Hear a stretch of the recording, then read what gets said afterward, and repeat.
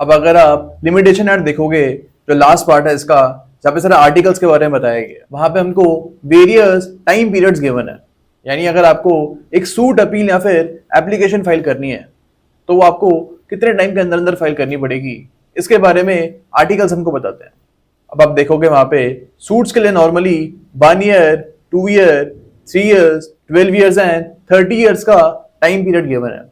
यानी अगर आपको एक नया सूट फाइल करना है, तो इसके लिए लिमिटेशन एक्ट थोड़ा लिबरल है एंड थोड़ा ज्यादा टाइम हमको यहाँ पे दे रहा है। लेकिन अगर आप अपील या फिर एप्लीकेशन देखोगे, तो वहां पे the time period is very लो। अगर आपको एक नॉर्मल कोर्ट में अपील फाइल करनी है, तो उसका टाइम पीरियड 30 डेज है। एंड अगर आपको एक क्रिमिनल केस में हाई कोर्ट में अपील फाइल करनी है, तो वहां पे 60 डेज या फिर 90 डेज का पीरियड हमको गिवन है। Now this is very low as compare to suits का टाइम पीरियड।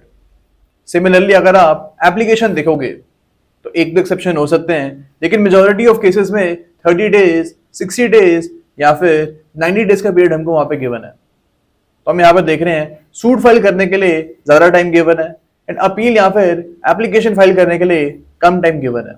अब ऐसा इसलिए होता है because filing a suit is like a gateway to a civil proceeding.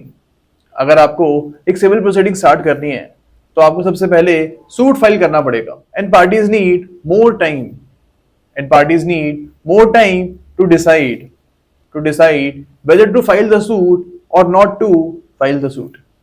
But at this stage of appeal or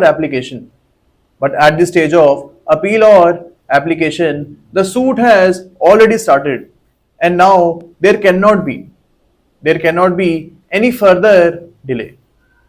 अब suit already start हो चुका है, तो अपील या फिर एप्लीकेशन फाइल करने के लिए और डिले नहीं हो सकता। And that is why in majority of the cases the time period for filing a suit is more as compare to time period for filing an appeal और एप्लीकेशन।